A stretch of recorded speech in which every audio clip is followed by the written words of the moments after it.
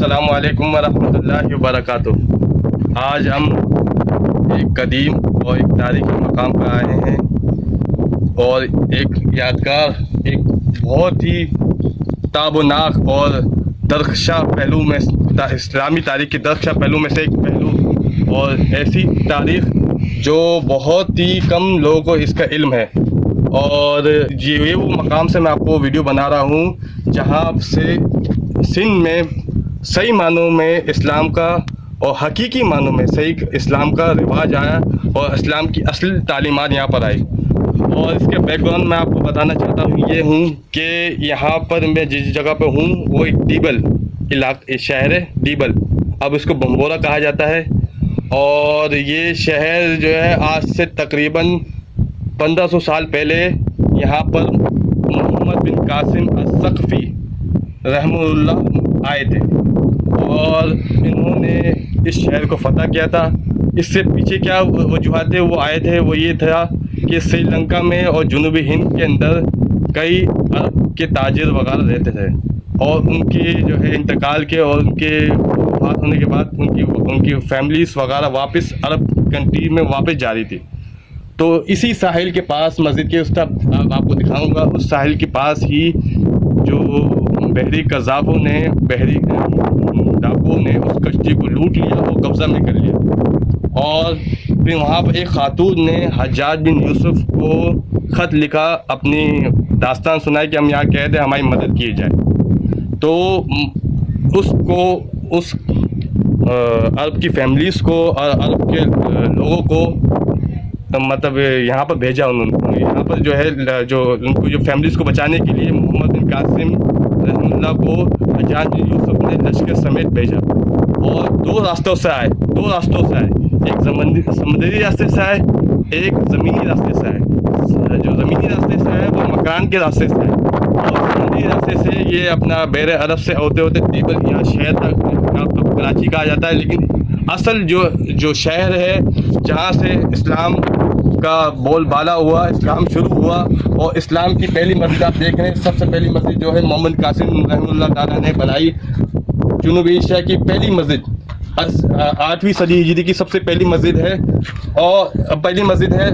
اس کے علاوہ یہ بتاتا چلوں کہ جب وہ آئے تو انہوں نے پہلے راجہ دھار، یہاں کا راجہ دھار تھا، وہ تھا راجہ تھا، یہاں پر قلعہ یہاں آپ دیکھ سکتے ہیں، پیچھے قلعہ ہے، یہاں پر اس کی حکومت تھی، اس کی حکومت کو جو ہے منجمین کے ذریعے یہاں پر اٹیک کیا گیا اور یہاں اس کی فوج کو شکست دی اور یہاں فتح یاب ہوئے، اور یہاں پر جو مظلوم ہندو تھے وہ بھی خوش ہوئے اور ساتھ ساتھ جو ہے جو ہمارے جو قیدی تھے، جو خواتین تھی، بچے تھے، وہ سب کو قیدی سے چھٹوایا اور ساتھ ساتھ یہاں پر حقیقی معنوں میں صحیح اسلامی ریاست قائم ہوئی پہلی دفعہ، اور حقیقی معنوں میں کتاب و سنت کی حکومت قائم ہوئی۔ اور آپ کو اور بتاتا چلوں یہ آئے تھے 91 ہجری میں آئے تھے اور ایک سال کے اندر پورا ڈیبل سے لے کر مطلب کراچی سے لے کر ملتان تک، یہ پورا حصہ مکران کے سے لے کر ملتان تک، یہ پورا حصہ جو تھا سندھ کہلایا جاتا تھا، یہ پورے حصے کو انہوں نے فتح کیا، سمجھے بات، یہ پورے حصے کو انہوں نے فتح کیا اور یہ پورے 92 ہجری کے اندر پورے کے پورے علاقے کو انہوں نے آزاد کر لیا۔ اس کے بعد یہ ہوا کہ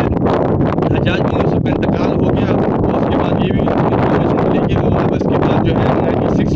96 ہجری میں یہ جو فتوحات ہوئی، یہ جو ہوا، یہ واقعہ ہوا ولید بن عبد الملک جو بنو امیہ کا ایک بادشاہ تھا،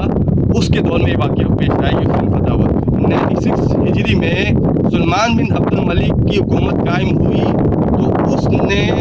یہاں پر جتنے بھی جو کیا نام ہے وہ تھے، جو فوجی جو وہ تھے کیا نام ہے لشکر کے سربراہ تھے، جیسے کہ وسطی ایشیا میں خلیفہ بن مسلم کو بھیجا گیا تھا اور اسپین میں جو ہے طارق بن زیاد کو بھیجا گیا تھا، اور یہ سندھ کی طرف جو ہے محمد بن قاسم الثقفی کو بھیجا گیا تھا۔ یہ سارے کے سارے جو ہے اپنے وقت کے جو جنرل تھے وہ یہاں پر ورک کر رہے تھے، لیکن کچھ کا تاریخ میں بہت سے الگ الگ واقعات ہیں، الگ ذکر ہے اس چیز کے حوالے سے۔ تو اس میں ایک واقعہ یہ بھی ہے کہ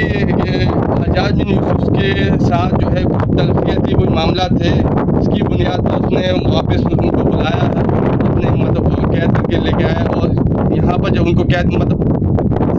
ذاتی دشمنی کے بنیاد پر ان کو وہاں پر بلایا اور ان کو قید کیا،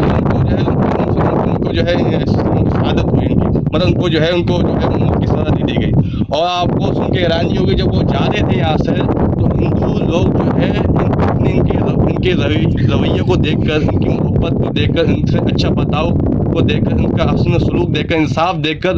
اور اچھے ان کے جو ہے نا گورننس دیکھ کر، ان کی اچھی فلاح بہبود ریاست کو دیکھ کر اتنے متاثر ہوئے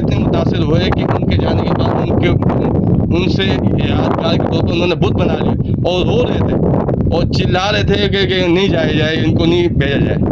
اور اس کے بعد یہ عرب میں یہ ریاست عربوں کی ریاست تقریباً 400 سال تک رہی، 400 سال تک یہ ریاست رہی، عربوں کی ریاست رہی۔ اور آپ کو ایک بات اور بھی بتاتا چلوں کہ بشار مقدسی ایک سیاح تھا، اس کی کتاب احسن تقاسم کی کتاب لکھی، وہ آیا تھا سندھ کے اندر، منصورہ نام کا علاقہ ہے، انشاءاللہ اگر کبھی زندگی میں موقع ملے وہ علاقہ آپ کو وزٹ کروائیں گے، دکھائیں گے۔ وہ علاقہ جو ہے کہ نام ہے، وہ اس زمانے میں وہ کیپٹل ہوا کرتا تھا، پہلے یہ شہر کیپٹل تھا، پھر اس کے بعد عرب کا جو ہے وہ علاقہ کیپٹل تھا، وہ بھی جو ہے شہزاد پور کے قریب اس کے کھنڈرات اب موجود ہے، صحیح کھنڈرات موجود ہے۔ تو وہ 375 ہجری میں سندھ کے اندر منصورہ علاقے میں آیا تھا، اور اس نے جو مشاہدہ کیا اور مسلمانوں کو دیکھا، ہندوؤں کو دیکھا اور لوگوں کو دیکھا، وہ معاملات دیکھے، سب کچھ نے تعریف کری شہر کی، اور اس کو اس سے مشابہت دی، اس وقت کے جو دمشق شہر کی مشابہت دی کہ دمشق جیسا خوبصورت و عالی شان اور بہترین شہر بنایا گیا ہے یہاں پر۔ اور جب اس نے بتایا کہ مذہبی لحاظ سے یہ شہر، مذہبی لحاظ سے یہ یہاں کے جو مسلمان ہیں، انہوں نے یہ بھی وضاحت کری کہ مذہبی لحاظ سے یہاں کے جو مقامی لوگ ہیں، وہ جو مسلمان ہیں اکثریت میں جو ہے وہ اصحاب الحدیث ہے، اہل حدیث کا ذکر کیا کہ وہ 375 ہجری میں یہاں پر آیا، اس نے ذکر کیا کہ یہاں پر اہل حدیث موجود تھے اور کتاب و سنت کی ترویج ہو رہی تھی اور کتاب و سنت کا کام ہو رہا تھا۔ اسی کو جو ہے محمد سلیمان ندوی رحم اللہ نے بھی اس کو ذکر کیا اپنی کتاب کا نام ہے ہندوستان اور عرب کے تعلقات کے حوالے سے کتاب لکھی، اس نے بھی اس کا ذکر کیا۔ وہ حیران ہوئے کہ اس زمانے میں اہل حدیث موجود تھے۔ جب اس کے بعد سے لے کر اب تک کتاب و سنت کی ترویج ہوتی ہے، پھر یہ تقلیدی اور جو اس کے بعد جو کیا نام ہے تقلیدی مذاہب جو آئے اس بر صغیر کے اندر، وہ خراسان اور ماورائے نہر سے ہوتے ہوئے یہاں پر آئے۔ مطلب ایک محمود غزنوی، شہاب الدین غوری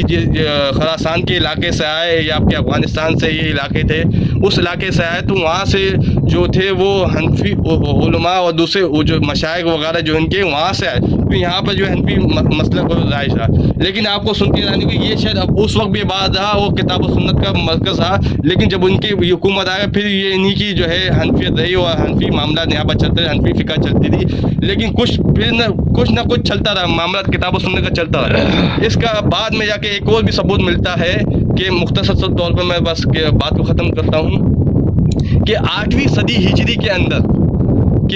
ایک مشہور معروف محدث کا ذکر ملتا ہے، جو شیخ الاسلام امام ابن تیمیہ رحمہ اللہ اور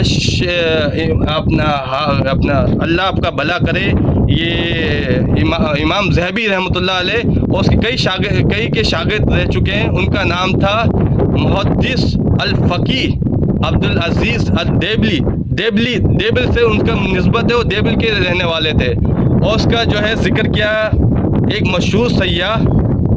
ابن بطوطہ نے اپنی کتاب کے اندر، اپنے سفر نامے کے اندر، جب وہ یہاں پر آیا تھا 8ویں صدی ہجری کے اندر، دہلی کے اندر جب آیا تو اس نے ذکر کیا کہ جب میں نے محمد بن تغلق کو جب میں اس کے پاس گیا تو وہاں پہ ایک مشہور الفاظ استعمال کیے، ایک مشہور فقیہ اور محدث کو پایا وہاں پر، اور وہ ان کا نام لیا ہے کہ عبدالعزیز دیبلی۔ تو اس سے ثابت ہوا کہ کتاب و سنت کی اس دور میں بھی علماء کرام موجود تھے، اور اس سے جو ہے کیا نام ہے انہوں نے وہ جو ہے کیا نام ہے کام کیا تھا، اور یہاں پر اس وقت بھی چل رہا تھا, اس زمانے بھی چل رہا تھا. اور آپ کو اور بھی یہاں تک کہ آپ کو سن کے حیرانی ہوگی, شیخ محمد اکرام نام کے مصنف آب کوثر کیا نام ہے, بہت ساری کتابیں لکھی, موج کوثر بہت ساری کتابیں لکھی, اس میں بھی انہوں نے ذکر کیا ہے اس کتاب کے اندر, اپنی کتاب میں, کہ اسی عبدالعزیز الدیلوی ہی کی تبلیغ سے, ان کی رہنمائی سے ہی تصوف اور صوفیت کے خلاف ان کے اندر اتنا رنج اور اتنا غصہ اور ان کے وہ ہو گئی تھی کہ نام ان سے دوری ہو گئی تھی کہ انہوں نے جو ہے پوری صفائی کرا دی تھا اپنے دور حکومت کے اندر. تو الحمدللہ اس وقت بھی کتاب و سنت کا کام چل رہا تھا. اب میں بات کو یہاں ختم کرتا ہوں اور مسجد کو بھی دکھاتا ہوں آپ کو. دیکھیں آپ مسجد دیکھیں, یہ مسجد ہے, یہ بر صغیر کی پہلی مسجد کہلائی جاتی ہے, اور کہا جاتا ہے کہ وہ اس کے ہندوستان میں مسجد مشہور ہے, لیکن یہ سب سے پہلی مسجد ہے جو اب اس کے کھنڈرات موجود ہے اس کے. اور یہ جو ہے اللہ بس کیا نام ہے, دعا ہے کہ اللہ تعالیٰ جو ہے, اللہ تعالیٰ سے ہماری دعا ہے کہ اللہ تعالیٰ ہم کو اپنے اسلاف کے طریقے پر چلنے کی توفیق عطا فرمائے, اور اللہ تعالیٰ ہمارے آنے والی نسلوں کو بھی کتاب و سنت پر اپنے اسلاف کے طریقے پر چلنے کی توفیق عطا فرمائے. وما علینا الا البلاغ.